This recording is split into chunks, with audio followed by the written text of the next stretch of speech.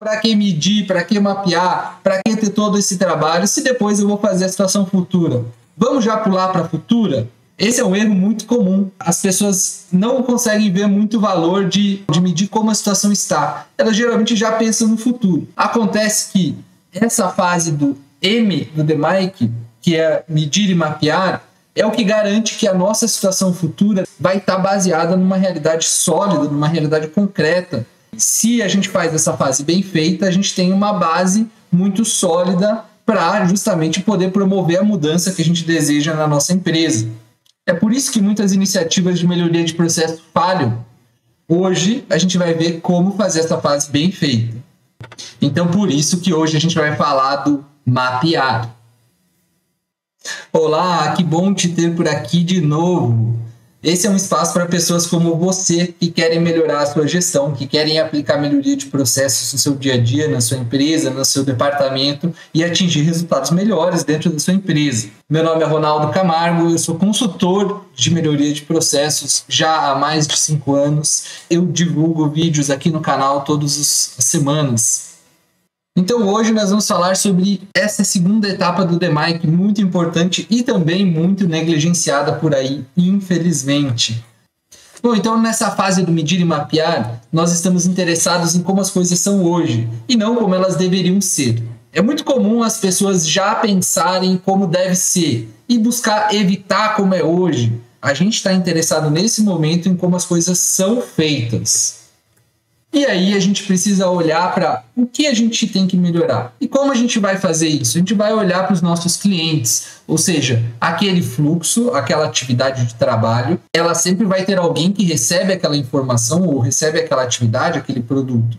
E a gente precisa olhar para essa pessoa que recebe e pensar o que ele precisa, quanto ele precisa disso. E aí a gente começa a olhar para o nosso fluxo com esse olhar, com esse foco. Ele precisa de uma entrega mais precisa, com uma qualidade melhor, ele precisa de um maior ritmo de entrega, ou seja, o nosso cliente está demandando mais do que a gente está entregando hoje, ou ele precisa que a gente entregue mais rápido, seja mais responsivo. A gente precisa olhar para o cliente do nosso processo e ter a clareza de qual que é a necessidade dele.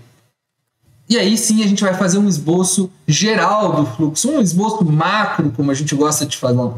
Não necessariamente muito aprofundado no começo, mas entendendo quais são as relações das atividades e das informações que fluem no nosso processo.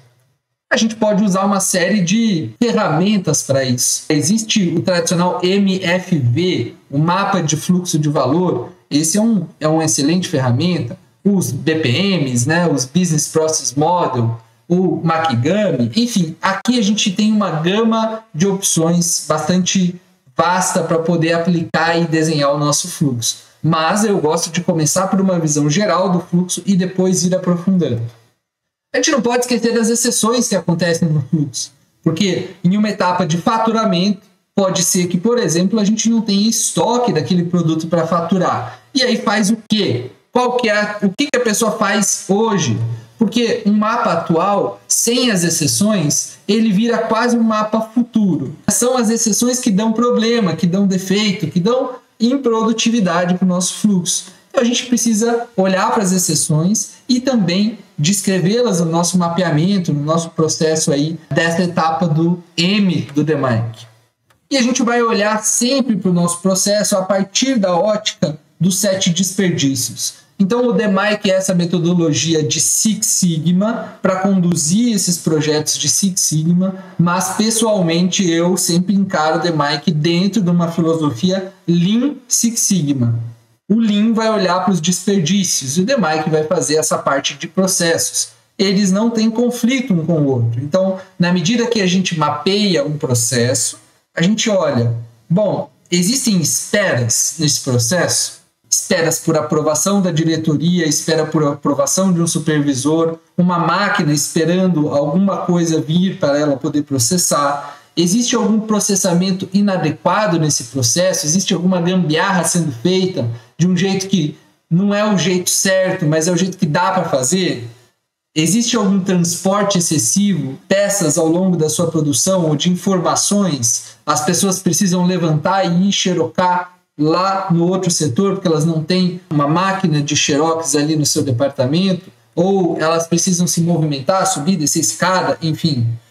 Existem estoques no nosso processo, como os estoques estão distribuídos, tanto de matéria-prima, de semi-acabado, quanto de produto acabado. Vocês viram naquele vídeo da meta que eu falei sobre a importância dos estoques, de uma medida importante para determinar o lucro e a produção de uma empresa. Existem superproduções no processo. Superproduções são etapas do nosso processo que fazem uma produção, mas que não vai ser usada naquele momento. Ela fez uma produção para estoque, ou seja, ela produziu antes do que precisava. Isso também é um desperdício. Ou existem defeitos, existem retrabalhos, existem problemas de lotes ou peças ou relatórios ou serviços que são prestados de uma maneira defeituosa, que tem a necessidade de depois a gente corrigir ou mesmo refugar aquela produção. Então a gente sempre vai estar olhando para esse escopo aí na nossa fase de medir e mapear. E se você gosta desse tema, se você gosta de melhoria de processos, se você gosta de gestão de empresas, se inscreva aqui no canal. Eu lanço vídeos todas as semanas sobre várias ferramentas, sobre vários temas, e eu tenho certeza que você vai gostar muito dos conteúdos que já estão por aqui e dos que ainda vão vir. Bom, então agora nós vamos ver 4 passos para você medir e mapear os seus processos, e depois eu vou te passar 3 dicas de ouro para você fazer isso já bem feito da primeira vez de uma maneira profissional. A primeira delas é você ir e ver, vá e veja, né, como as atividades fluem no seu processo, como as informações fluem. Faça Gemba. Não subestime essa fase do medir e mapear e não subestime o Gemba. O Gemba é exatamente onde as coisas acontecem, né? É a sua produção, é quem faz o relatório. Vai lá e veja. Veja pelos seus próprios olhos, porque isso é o que garante que você vai ter a sua parte analítica, mas também a sua parte intuitiva nesse mapeamento. É importantíssimo você mesmo ver.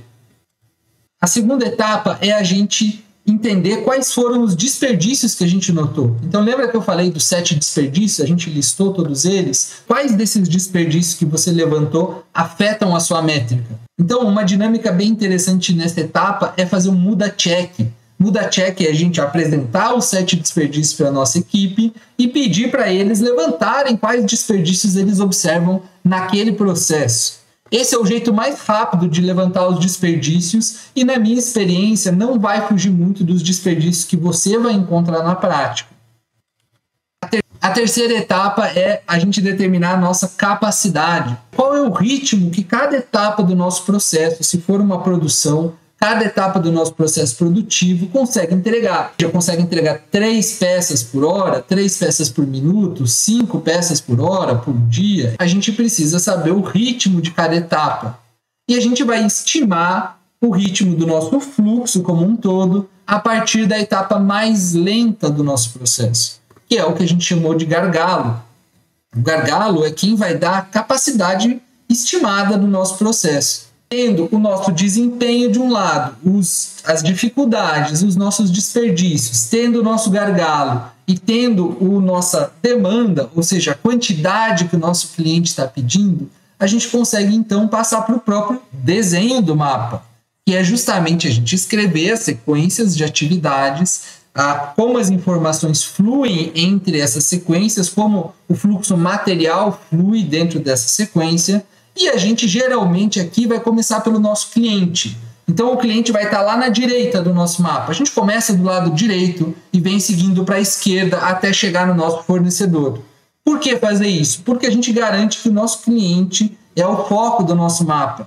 Essa é inclusive um dos principais princípios do Lean, né? A gente olhar para o nosso cliente e ele ser quem vai direcionar todo esse esforço de mudança. Bom, então nós vimos que é importante a gente ir e ver, é importante a gente saber o que a gente quer melhorar, é importante a gente saber quanto a gente está conseguindo entregar hoje, e aí então a gente vai fazer o nosso desenho do mapa atual. E agora nós vamos ver 3 dicas importantes para você conseguir conduzir tudo isso de uma maneira bem eficiente. A primeira delas é você precisa confiar nos seus dados. Então, se preciso, vá lá e meça o tempo. Trabalhe com informações sempre reais e não estimativas, porque a gente pode pegar uma capacidade de produção da máquina, pela própria etiqueta da máquina ou pelo fabricante, mas isso normalmente não vai servir muito para nós. Situações projetadas, a situação da fábrica, ela não é exatamente a nossa real. Então a gente precisa garantir que os dados que a gente está trabalhando são dados bons. Eu não sei se vocês já ouviram aquela frase shit in, shit out. É exatamente isso. Se a gente não garantir que a gente tem dados confiáveis e bons, toda a nossa sequência do DMAIC vai ficar furada. Não caminhe para frente antes de garantir que seus dados estão bons.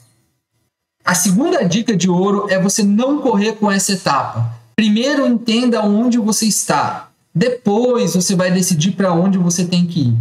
Faça isso bem feito logo na primeira vez e não esqueça das exceções, como eu falei. E a terceira dica de ouro que eu demorei a aprender é a gente balancear a clareza com o detalhamento do nosso fluxo. Por quê? Porque às vezes a gente começa um fluxo, a gente está na fase atual ainda, está nesse medir e mapear, e a gente já quer dar muito detalhamento. Então as coisas são muito complexas, a gente mal consegue explicar para os outros as nossas análises, o que a gente está encontrando. Por isso que eu sempre falo para fazer um esboço geral do fluxo. E depois você vai detalhando. Na medida que você entende quem é o gargalo, é importante entender como esse gargalo funciona com detalhe. Agora, as outras etapas, elas podem estar mais sucintas. Vai muito da intuição de quem está fazendo o mapa, quem está conduzindo esse projeto, de criar, às vezes, subfluxos, de dividir um fluxo, e sempre fugindo da armadilha do depende. Porque quando a gente vai mapear um fluxo, é natural ter dificuldades de, bom, e se acontece isso? E quanto tempo leva para fazer essa atividade? As pessoas falam, depende. Tem atividades que levam 1 hora, tem atividades que levam 10 dias. A gente precisa conseguir entender, ok, então vamos separar essas peças difíceis das peças fáceis, e esse aqui é o fluxo das peças difíceis ou das peças fáceis. A gente precisa sempre conduzir esse mapeamento com intuição, separando o que importa do que não importa e balanceando a clareza com o entendimento. Sempre esses dois. Se o mapa está muito difícil, está muito complexo, provavelmente quem mapeou não conseguiu dar esse equilíbrio de uma maneira boa. Então sempre se preocupa com isso. Fugindo da armadilha do depende e fugindo da armadilha de uma complexidade muito grande. A ideia do mapa é a gente trazer essa complexidade real para um esquema que a gente consiga trabalhar. Então, com essas 3 dicas, eu tenho certeza que vocês vão conduzir bem os seus projetos de melhoria. Então, essa foi a segunda etapa do DMAIC, a etapa de medir e mapear. Como eu falei, uma etapa muito negligenciada por aí, mas que vocês podem fazer ela bem. Ela vai ser a base de tudo que vai vir depois, e fazer bem feito, medir e mapear, já é meio caminho andado para uma implementação bem feita e que atinja os resultados, o que é mais importante. Se vocês gostaram desse vídeo, desse conteúdo, deixe o seu like, se inscreva aqui no canal. Vocês podem deixar comentários, eu vou lê-los na medida do possível e respondê-los. E a gente segue com o próximo vídeo agora sobre a situação futura. Te vejo lá.